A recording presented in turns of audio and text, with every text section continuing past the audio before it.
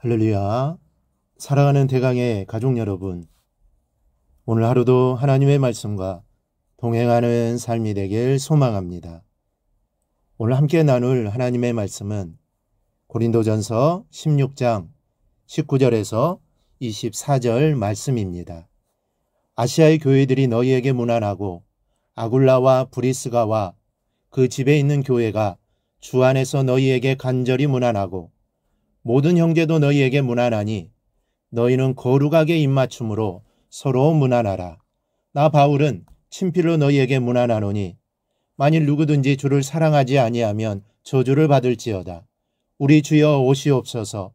주 예수 그리스도의 은혜가 너희와 함께하고 나의 사랑이 그리스도 예수 안에서 너희 무리와 함께 할지어다. 아멘.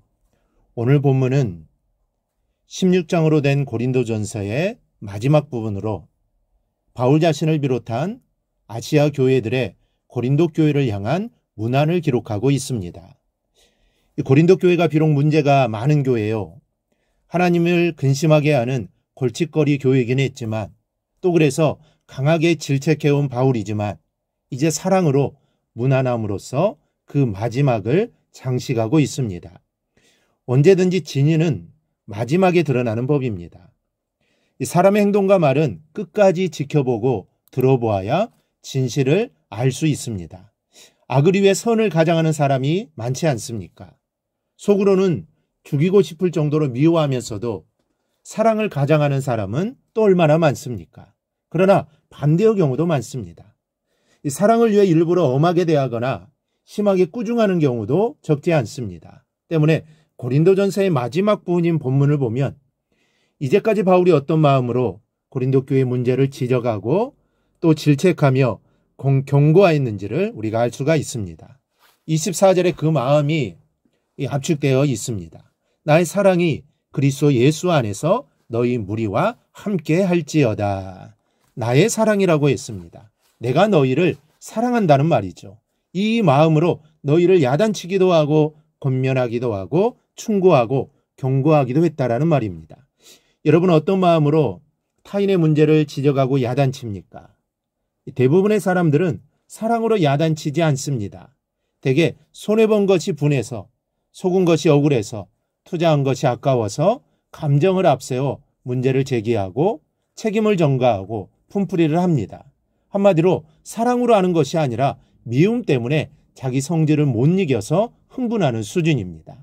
문제는 이런 상태로는 아무것도 해결할 수 없다라는 사실입니다. 자기 감정으로 야단치는 것으로 여러분 누구를 감동시킬 수 있을까요? 성질이 가득 찬 말로 누구를 설득할 수 있습니까? 마음에 가득 차서, 미움이 가득 차서 누구를 내 편으로 만들 수 있을까요? 이런 상태, 이런 마음으로는 아무것도 할 수 없습니다. 쉽게 여러분 자녀를 교육했던 때를 생각해 보십시오. 부모 뜻대로 안 된다고 해서 욕하고 윽박지르면 자녀가 올바르게 알아듣습니까? 그렇게 보일지도 모릅니다. 부모의 서슬퍼런 위세에 눌려서 굴복당할 수 있고 실제로 한두 번은 효과가 있을 수도 있습니다. 그러나 그런 방법으로는 인격을 형성시켜주고 또 스스로 부모 마음에 들도록 노력하게 할 수 없다라는 사실입니다. 감정의 참말은 종국에는 반항을 부를 뿐입니다.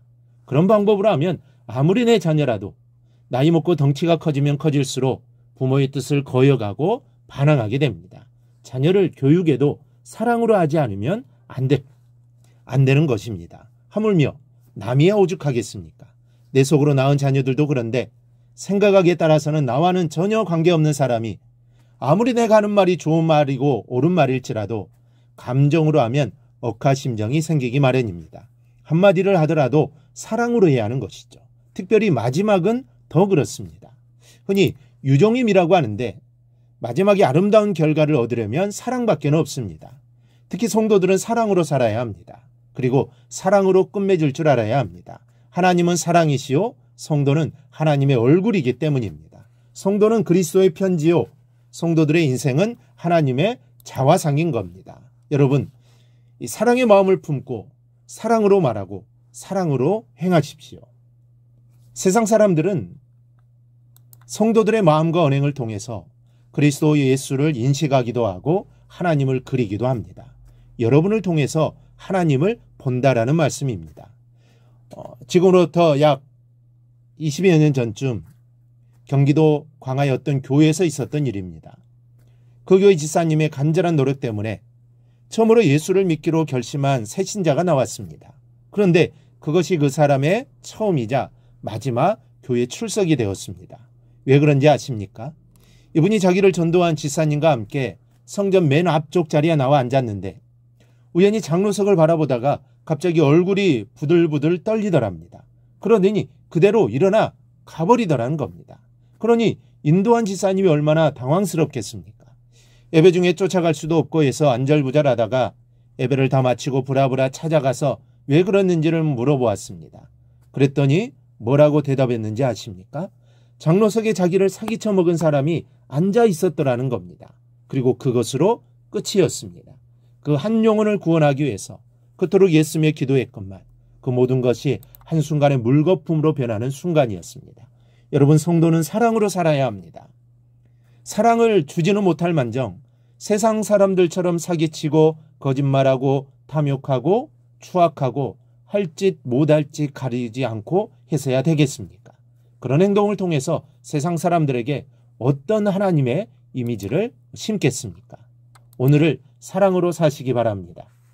바울처럼 마지막까지 사랑으로 사는 성도들이 되기를 바랍니다. 그리하여 그 사랑을 세상에 전하며 살아가기를 바랍니다. 그리하여 세상에 하나님의 사랑을 전하며 살아가기를 주님의 이름으로 축원합니다.